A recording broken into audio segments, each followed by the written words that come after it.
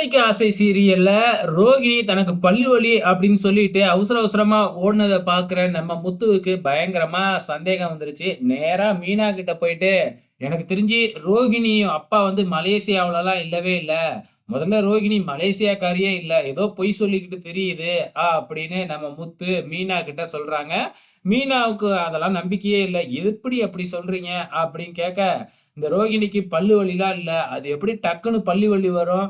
பல்லு வலி வருதுன்னா 2 நாளைக்கு முன்னாடியே லைட்டா வலிக்க ஆரம்பிக்கும். அதுக்கப்புறம் கொஞ்சம் கொஞ்சமா தான் வரும். ஆனா, இந்த அம்மாவுக்கு எப்படி சடனா வந்துச்சு, இந்த மலேசியாக்காரங்க வந்த உடனே அப்படின்னு சொன்ன உடனே, ஆமாங்க. இங்க கூட செத்த நேரத்துக்கு முன்னாடி வந்து தேங்காவெல்லாம் எடுத்து கடிச்சுக்கிட்டு இருந்தாங்க. ஆனா டக்குனு பல்லு வலின்னு சொல்லிட்டு போயிட்டாங்க. அப்படின்னு மீனாவும் சொல்லிக்கிட்டு இருக்கிறாங்க.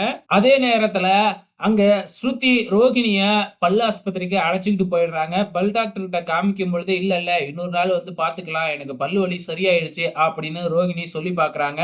ஆனா நம்ம ஸ்ருதி உட்ல. நேரா அழைச்சுக்கிட்டு போயிட்டு டாக்டர்ட்ட காமிக்கிறாங்க. டாக்டரும் செக் பண்ணிட்டு, "சின்னதா சொத்த பல்லு இருக்கு. அத அப்படியே விட்டா மத்த பல்லுக்கும் பரவிடும். அதனால அந்த பல்ல புடுங்கணும்." அப்படின்னு சொல்லி பார்க்குறாங்க. உடனே ரோகிணி இருந்துகிட்டு, "இல்ல, இல்ல நான் இன்னொரு நாள் வந்து புடுங்கிக்கிறேன்." அப்படின்னு கிளம்ப பார்க்குறாங்க. ஆனா நம்ம ஸ்ருதி விடுவாங்களா? ரோகிணிய இழுத்து பிடிச்சுக்கிட்டு, "நான் பிடிச்சுக்கிறேன். நீங்க புடுங்குங்க." அப்படின்னு சொல்லிட்டு அந்த பல்லையும் புடுங்கிடுறாங்க. அதே நேரத்துல எங்க வீட்டுக்கு வந்த அந்த மலேசியாக்காரங்களும் புறப்பட்டு வெளியில போயிடுறாங்க.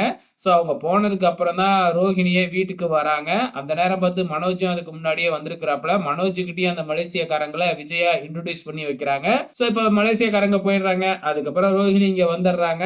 ஸோ ரோகிணி நெனச்ச மாதிரி அவங்க கிட்ட எதுவுமே பேசாத மாதிரி ஆயிடுது. ரோகிணி தப்பிச்சுக்கிட்டாங்க. என்ன ஒரு பல்ல புடுங்குனது தான் மிச்சம். பல்லு வலி இல்லாம பொய் சொல்லிட்டு போனதுக்கு பொல்லி வலி வந்துருச்சு இப்ப. நம்ம மீனாவும், முத்துவும் இத சொல்லிட்டு வந்து பாத்தீங்கன்னா சிரிச்சுக்கிட்டு இருக்கிறாங்க. இங்க ஹோட்டல காமிக்கிறாங்க. ஹோட்டல்ல வந்து மீட்டிங் நடக்குது. நம்ம ரவி அந்த ஹோட்டல்ல வந்து இருக்கிறாப்ல இல்லையா? சோ மீட்டிங் அட்டெண்ட் பண்ணிட்டு இருக்கும்போது வந்து பாத்தீங்கன்னா, ஸ்ருதி ஃபோன் பண்ணி பாக்குறாங்க. ஆனா மீட்டிங்ல இருந்ததுனால வந்து ஃபோனே எடுக்கவே இல்ல. ஸ்ருதி பயங்கரமா கோவத்துல இருக்கிறாங்க. இது என்ன பிரச்சனை ஆக போகுது அப்படிங்கிறது தெரியல. இங்க கார் செட்ல முத்து இருக்கும்போது வந்து பாத்தீங்கன்னா, முத்துவோட ஃப்ரெண்ட் வந்து 2 சரக்கு பாட்டில கொண்டு வந்து ட்ரீட் குடுக்குறாப்ல. என்னான்னு பார்த்தா அவரு துபாய் போறாப்லயாட்டுக்கு. ஸோ அதுக்காக வந்து ட்ரீட் குடுக்குறாங்க. ஆனா முத்து நான் குடிக்க மாட்டேன் அப்படின்னு சொல்லி பார்க்குறாங்க. ஆனா ஃப்ரெண்ட் எல்லாம் கம்பல் பண்றதுனால, மீனா கிட்ட ஃபோன் பண்ணி பர்மிஷன் கேட்கறாங்க. மீனா வந்து திட்டிக்கிட்டு இருக்கிறாங்க. ஸோ என்ன நடக்க போகுது அப்படிங்கிறத நாளைக்கு பார்க்கலாம்.